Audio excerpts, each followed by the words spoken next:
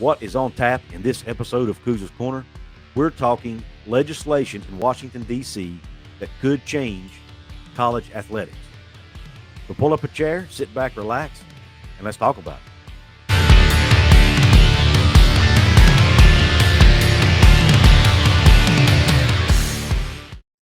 What is up, college sports fans, fellow members of Mountaineer Nation? This is Coos, and welcome in to another edition of Coos' Corner. Pull up that chair and let me serve you up this shot of top shelf college football content. And I know I said college football, but this actually would apply to all college athletics in general. Let's dig in. Nick Saban has spoken with U.S. Senator Tommy Tuberville, who we all know is a former Power 5 coach in the SEC. He has also spoken with U.S. Senator Joe Manchin out of West Virginia, who was childhood friends with Nick Saban. So those two go back years. So he has talked to both of these U.S. senators about crafting legislation that would regulate name, image, and likeness in college athletics. And Tuberville and Manchin are apparently trying to make this happen. I'm just going to pull the article up for you real quick, just kind of let you see what it says. So what we have here in this report, it says Alabama, and this is from AL.com, by the way. Alabama Senator Tommy Tuberville and West Virginia Senator Joe Manchin intend to draft a bill to present to Congress that would regulate name, image, and likeness activities within college sports. The pair of U.S. senators sent a letter to SEC Commissioner Greg Sankey outlining their current concerns about NIL and asking for the SEC's input. Tuberville's office told AL.com that letters were also sent to a broad range of stakeholders, including ADs, commissioners, student groups, and etc. Manchin, it says here, is a childhood friend of Saban. And, of course, Tuberville used to be the coach at Auburn and has also coached at Ole Miss, Cincinnati, and Texas Tech. Tuberville goes on to say that he's talked to all of his coaching buddies, and they've never seen anything like it. When you don't have guidelines and direction, no matter what you were doing, you are lost. They are all lost right now. Tuberville also went on the Paul Feinbaum show and made this comment. Joe Manchin and I will take all this information. We will try to set some guidelines, not overreach our bounds, not try to deter anybody making any money among student athletes. Then it goes on to talk about how the NCAA has tried to get protection from litigation, which would be antitrust exemption, basically, which I've heard West Virginia President Gordon Gee mention that before. I think they've tried in the past and have failed. So they're wanting to get that done so that when they do enact rules, they don't get lost, they don't get sued by student athletes, groups, and things like that. I'm assuming that's the reason they're going for that. We all know Saban's opinion on NIL. He thinks it's being run by the boosters mainly. He wants to get that out of the game, as well do many other coaches and heck, many fans for that matter. We don't like what college football is becoming. They're starting to use NIL as pay for play, basically, and that was not the intent of NIL when it was drafted. Sankey goes on to talk about how Sankey and Pac-12 Commissioner George Kliavkoff have already visited Capitol Hill to discuss these issues, but they do not expect anything to come from it, at least not in the near term, because of the November midterm elections. We all know that's their focus right now. But to be honest, it always seems to be their focus. But and they want bipartisan. Sankey's talked about how they want a bipartisan solution. So it looks like Sankey is on board with getting something done. Nick Saban is on board, and then he's gotten Joe Manchin and Tommy Tuberville on board as well. They're trying to see if they can present it to others in D.C. to make something happen. Now, it also goes on to say in this article that Tuberville talked about how they are going to look past just NIL and maybe put together some legislation that would also address the transfer portal and other issues in the sport. Now, on this specific bill here, this is probably far-fetched because I'm sure Joe Manchin has more pressing things to worry about than college athletics and football, but he is a passionate West Virginia fan. Joe Manchin is a graduate of WVU. He played football at WVU, and he was instrumental in helping get WVU into the Big 12. For those of you who remember, Louisville was also trying to get in, and Joe Manchin and Senator Mitch McConnell from Kentucky actually got into an argument about it in the Senate. So it means a lot to him. West Virginia sports means a lot to Joe Manchin. So could Joe Manchin use this as some kind of bargaining chip to get West Virginia into the SEC?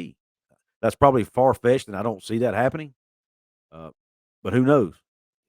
He could use his political clout to do that, or at least attempt to anyway.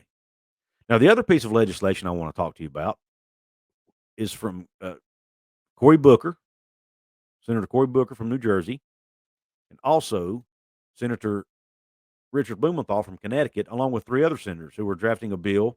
They basically want to reintroduce the College Athlete Bill of Rights that they originally introduced in 2020, but they're presenting a new version of that bill. We all know that bill didn't go anywhere.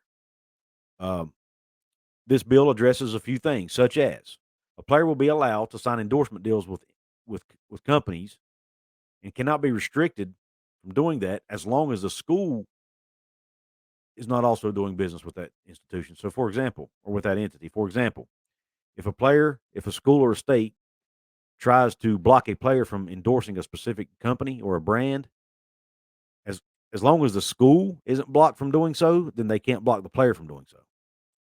Another thing it would address: financial information and contracts provided by a student athlete is not subject to open record laws. I actually have no issue with that. Student athletes can transfer an unlimited number of times without losing eligibility if the following criteria are met. It's their first time transferring. There is a head coaching change. The player gives the athletic director at least 7 days notice, or the player doesn't transfer during the season or during the postseason. Now, the critical thing to me here when I read this is the word or. So that tells me that the player doesn't have to meet all of these criteria. He would only have to meet one. But the way I read that, only one of those criteria would have to be met.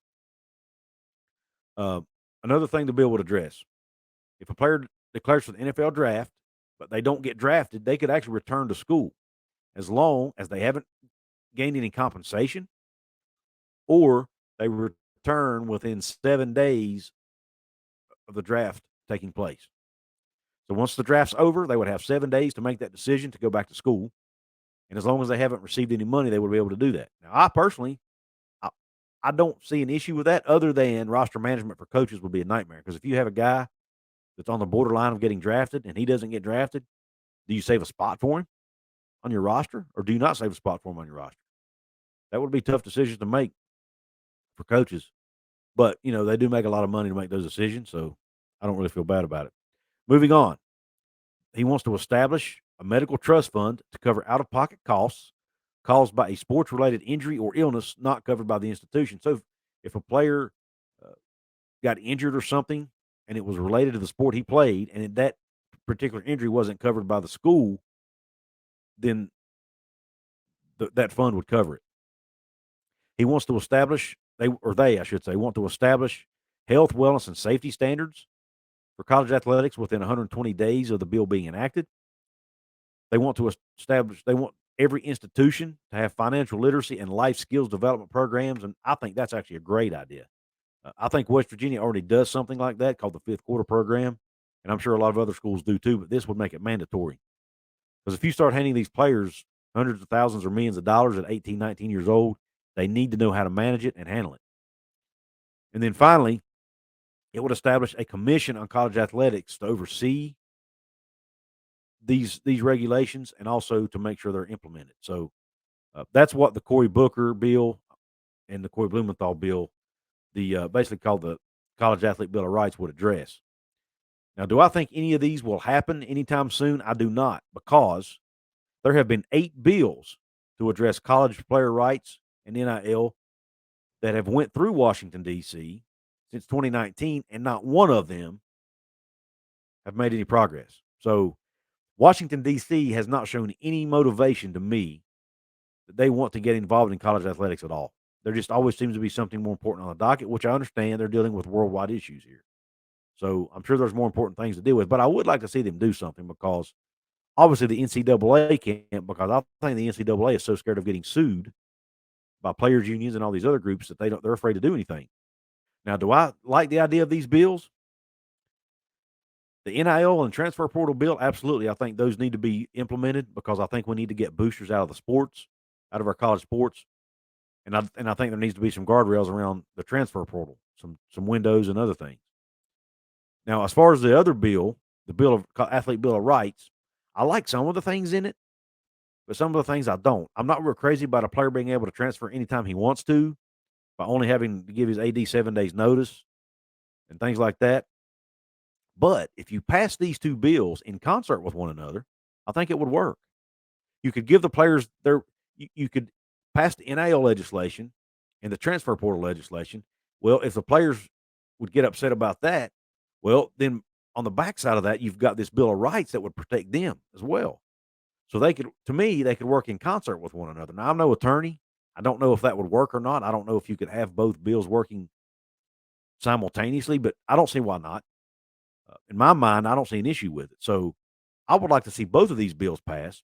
Give the players their freedoms. Let them transfer with some guardrails, right?